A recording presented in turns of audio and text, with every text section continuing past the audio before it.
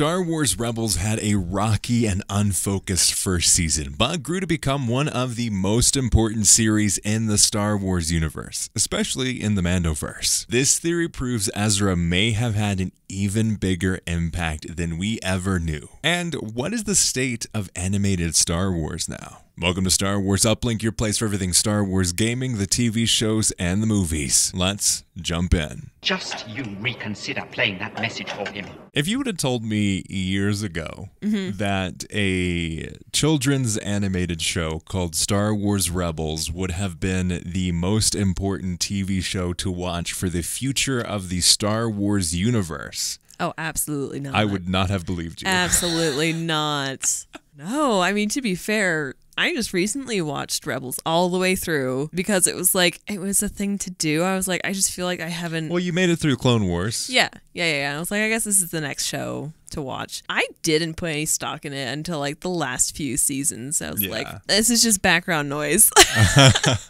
They're like, whoa, wait a second. Yeah, and then I was like, hang on, something's going on here. Stuff's happening here. Yeah. Because like when Rebels came out, it was one of those shows that I was like, okay, it's a different art style than Clone Wars. It's close enough. The lightsabers look kind of dumb. What's going on here? And I watched it, well, the first time I watched it, I only made it to 2 seasons. Not for a lack of trying. It was a lack of trying.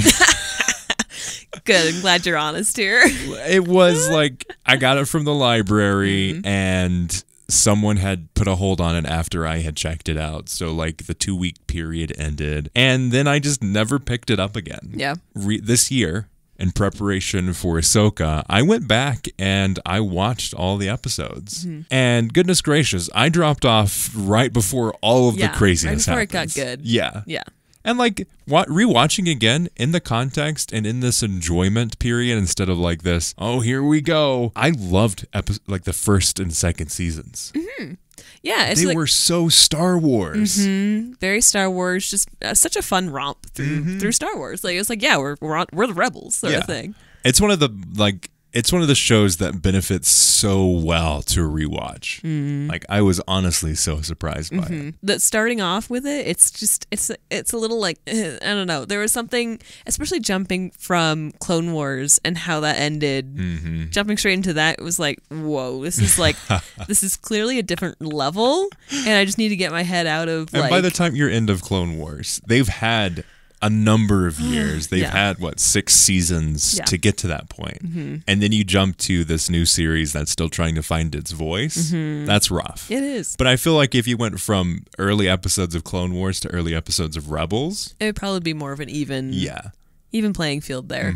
Yeah. But there's a theory that has been going around recently that I wanted to highlight because I think it's super, super interesting. And it's good to look at it from the lens of Ahsoka. Because I think Ahsoka is changing Star Wars in ways that we don't even realize yet. It's changing what we think of in terms of the breadth of Star Wars. It's looking at these characters like Thrawn that we've seen in the extended universe and Legends. And it's changing things to where it's getting a little bit more complicated and you need some anchors to the original trilogy. And I think we're going to get that with this theory. The theory is the importance of Ezra Bridger in the Star Wars galaxy is he's the reason that Luke Skywalker is alive and well.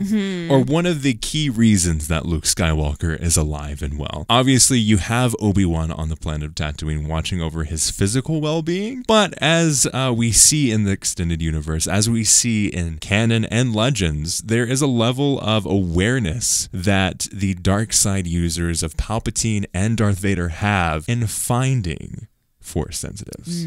This theory says that the reason that Luke and Leia were so under the radar is because Ezra was so not under the radar. Ezra was the big, look at me, hey, I'm over here, look flashing at me, hey. lights, explosions, and destruction all through the galaxy. Yeah, I'm just gonna go poke this thing over here. What happens if I pull this lever? Big red button, yes, please. And I didn't realize this until researching this theory is Luke, Leia, and Ezra are all the same age, and they were born the same year, which is mind-blowing and puts, I think, the efforts of the Mandoverse into a completely different light. I still can't wrap my head around it. I think it's mostly because we grew up with the original trilogy, and so seeing them as like pretty much adults / young adults, it's like, that's just their age. But then to think of Ezra, you start with him at like very young age. You like, watch him through that time period. You watch him grow up, and you're like, I'm already an adult and I'm watching you grow up. And then to think of those two being at the same age, I can't. Like, how? It's like if you watched Luke at age 14 get to the events of A New Hope and then do all of the things. Yeah, along with your own like personal timeline of like, I watched this when I was very young, and then I watched Ezra as a young person, as an old person. Like, I don't know. Yeah. It's a really weird thing that I can't quite like get my timelines. And I think, if I remember correctly, I would say Luke, Leia, and now Ezra are all around, I think, 27, 28, something like that. Oh. Okay.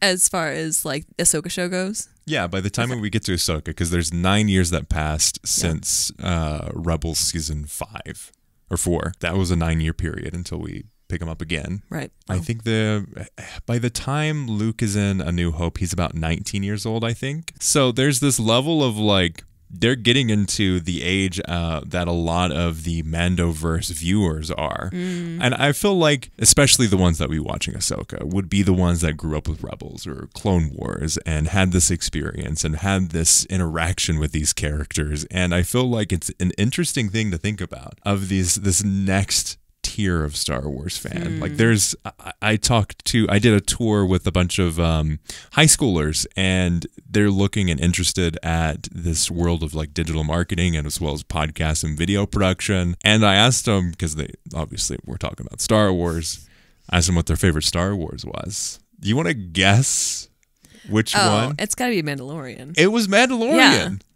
That's so bizarre. It's so crazy. Like, they don't even think about the movies. They think about the TV show of The Mandalorian. That's their Star Wars. That's so crazy.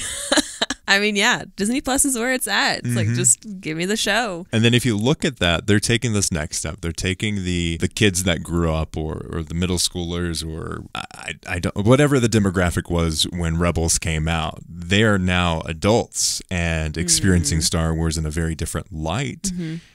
And I think like Ahsoka is that now. And this opens the door. And as we're talking about Luke and Leia and Ezra being the same age in this timeline, I did wonder, like, what is this going to do with the perspective of Luke and Ezra now in the same galaxy at the same age, looking for a similar goal? I assume if you're Ezra and you're working with the people that worked with Ahsoka, you're going to cross paths with Luke Skywalker, especially with how in tune to the Force Ezra is. Yeah. I would say he would rival Luke in his attunement to the Force, because he had to rely only on the Force to protect himself. True. Has he proved himself in that? I would say so, like using the Force in combat, I think. Okay, but then we've seen Luke like just destroy some Death Troopers or whatever. See, that's with a lightsaber, though.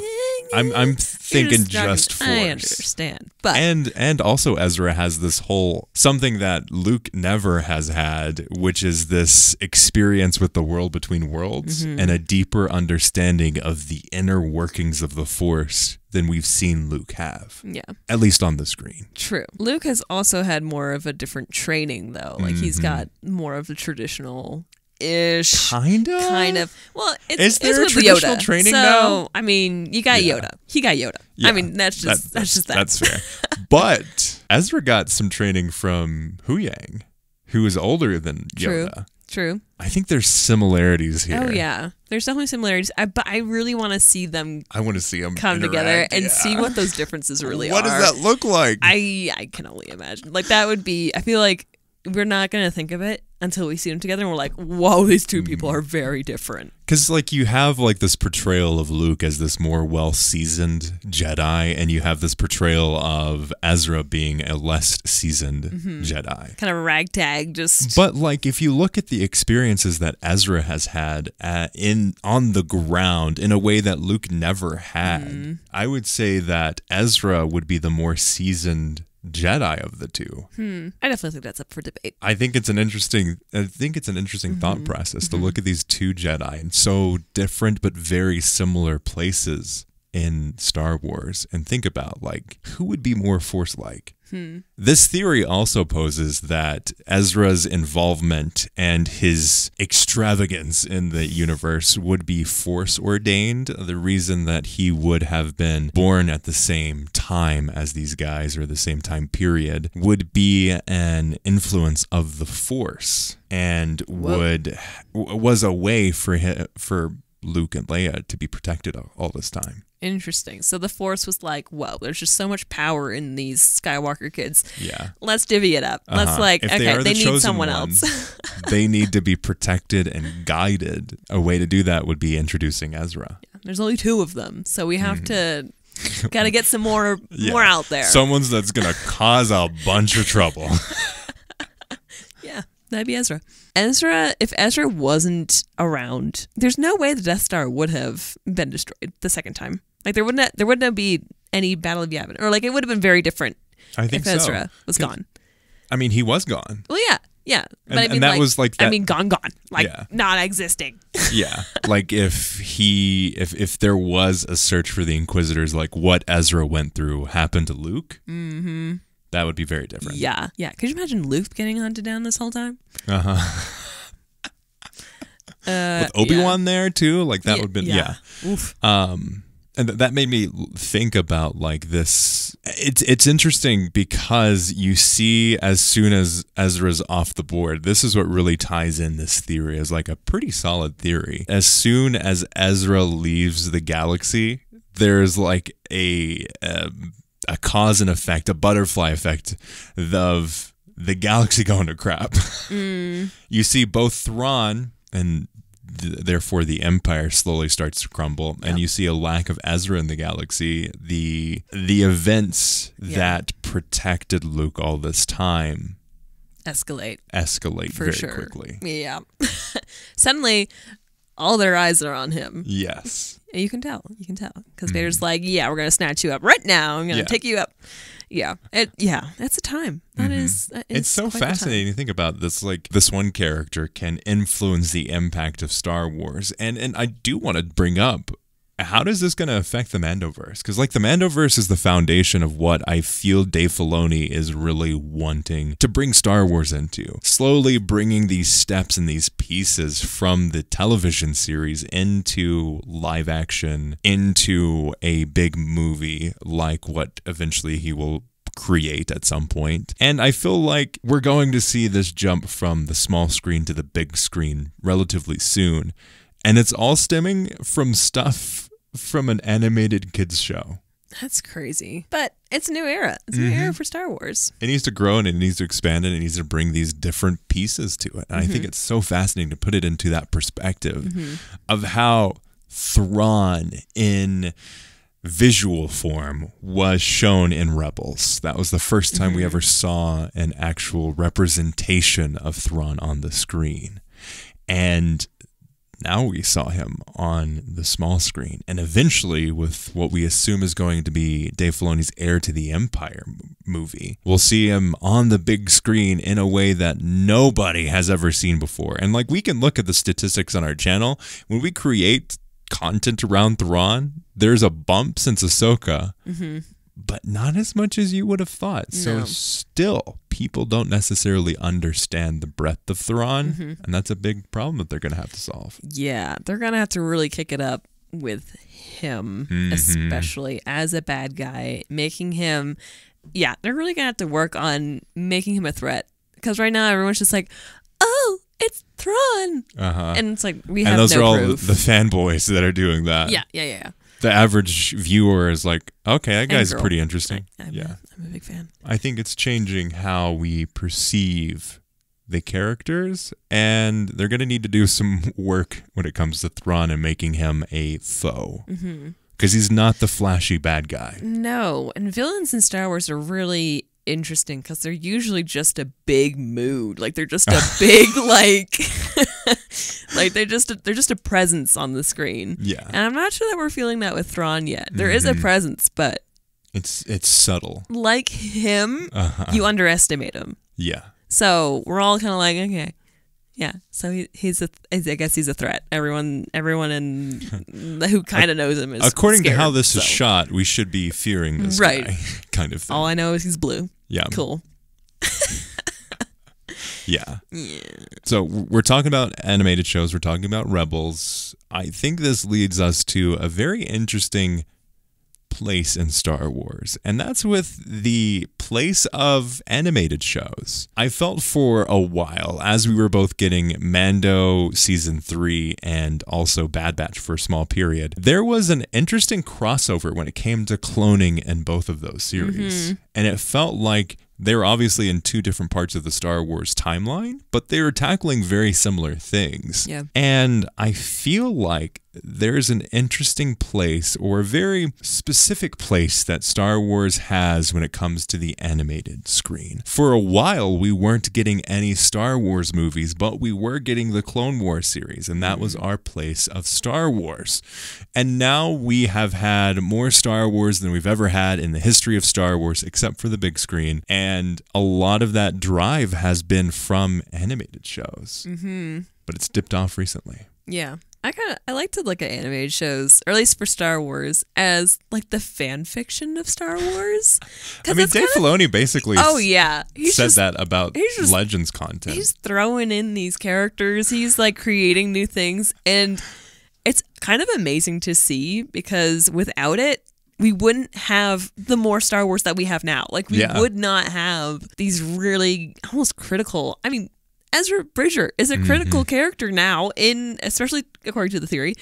Like, oh man. So thank goodness they let them go wild, because where would we be without it? Because like, if you look at the Clone Wars, that was such a breadth, that was such a time period that we've only heard mention of, and we saw in a very stylized animated show in the early 2000s. And then you get Clone Wars, and you get a very specific animated style that I'm going to be honest, I initially did not like. When it was coming out on Cartoon Network and it was premiering each week, I did not like it. No. And I've come to appreciate and actually love it as they have developed even further with like Bad Batch. But if you look at Bad Batch, season 1 was very good. Season 2 was even better. And season 3 has stepped it up, or what we assume to be stepping it up. And I think it's fascinating when you think about where things are headed within animated, and you look at like Tales of the Jedi, and you look at Star Wars Visions, which is in its own little bucket, and it's not necessarily canon, but it is animated Star Wars. There's a space or a hole in the Star Wars timeline and galaxy for something like that. It's not necessarily the backbone of Star Wars, but it's some more meat on those bones. Yeah. And the more they do stuff like Tales of the Jedi, the more potential we have for these characters to come back. Like, or just to spark something new within Star Wars, or just to, it fleshes things out. It gives things more. We just get some really interesting ideas and thoughts, and like, it's kind of like our modern day legends now. It's like they're just kind of like adding little snippets to things, and like, what about this? Like, what if we did it in this way? Like, how would that be? Like, it's just really interesting. As we're getting tons of these books, as we're getting the High Republic, as we're getting more fillers content in between, like the sequel movies, as well as just like general original trilogy, prequel trilogy, everything really. I feel like the next step, like the next version, the more approachable version of like the expanded universe in the canon books is in animated.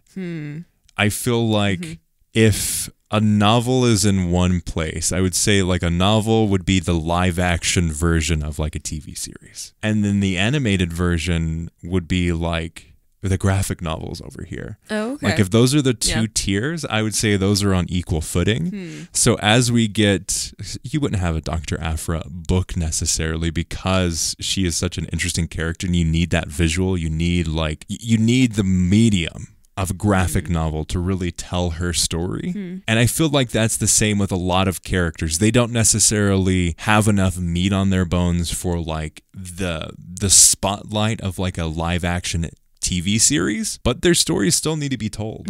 I would agree, but I would also add to that in that the more you tell these characters little stories, the more they get fleshed out and the more potential that they have. So, yeah. If you look at Ahsoka, she has graduated from animated to an incredibly large role in live action Star Wars and has become a very big fan favorite character, something that wasn't introduced into a movie. It's someone that, one, is a female character that everyone loves, which is rare in Star Wars. And two, it is a very powerful and very specific and I think very fascinating character and story to tell. And it all stems from this place of an animated TV show. And then you look at Rebels, you look at Ezra, you look at Kanan, you look at all of these characters that are fan favorites now. They started in quote unquote a lesser medium. And I think it's time that we expand Star Wars into more of these like different angles. I feel like there needs to be the Bad Batches, but there also needs to be more of the Tales of the Jedi. I would agree. I definitely think that there's space for both of those things. And I think they need to be, I think as a fandom, we need to look at them. I think we need to respect them in the same level of quality, but we need to look at them as a different lens. They don't necessarily need to be changing everything that we know about Star Wars. No. But they need to add to it and they need to flesh it out. I think if we're looking at like, again, the funnel of Star Wars, the movies that everyone sees, the live action TV shows are the next layer. And then you get, I'd say, video games and then animated and then books and comics. That would be like the funnel of Star Wars.